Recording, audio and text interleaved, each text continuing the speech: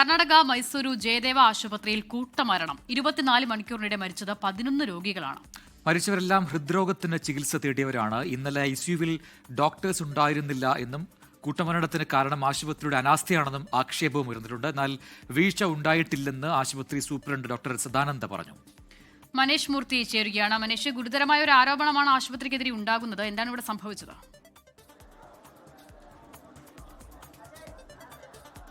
അസിത പ്രജിൻ, കർണാടക സർക്കാരിന് കീഴിലുള്ള ഒരു സ്വയംഭരണാവകാശമുള്ള സ്ഥാപനമാണ് ഈ ജയദേവ ആശുപത്രി എന്ന് പറയുന്നത്. 24 മണിക്കൂറിനുള്ളിൽ 11 രോഗികൾ, എല്ലാവരും ഹൃദ്രോഗത്തിന് അവിടെ ചികിത്സ തേടിയിരുന്ന, ഐസിയുവിൽ ചികിത്സ തേടിയിരുന്ന ആളുകളാണ്.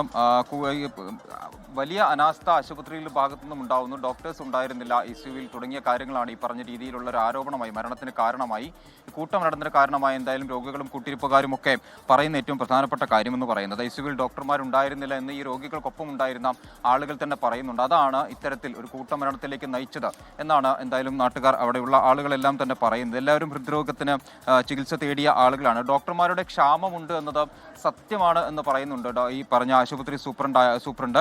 പക്ഷേ സൂപ്രണ്ട് ഡോക്ടർ സദാനന്ദയാണ് സൂപ്രണ്ട് പറയുന്നത് ഡോക്ടർമാരുടെ ക്ഷാമമുണ്ട്, പക്ഷേ ആ രീതിയിലുള്ളൊരു അനാസ്ഥ എന്തായാലും ആശുപത്രിയുടെ ഭാഗത്തു നിന്നും ഉണ്ടായിട്ടില്ല എന്നുള്ളതാണ്. വലിയ പ്രതിഷേധമാണ് അവിടെ ജനങ്ങളുടെ ഭാഗത്തു നിന്നും ഈ ആശുപത്രിക്കെതിരെ ഉണ്ടാവുന്നത്. അന്വേഷണമൊക്കെ വളരെ വേഗത്തിൽ നടക്കുമെന്നുള്ള തരത്തിലുള്ള സൂചനകളും എന്തായാലും പുറത്തു വരുന്നുണ്ട്. പക്ഷേ 24 മണിക്കൂറിനുള്ളിൽ 11 പേരുടെ മരണമാണ് ഇപ്പോൾ ആശുപത്രിയിൽ സംഭവിക്കുകയും ചെയ്തിട്ടുള്ളത്. പ്രജിൻ,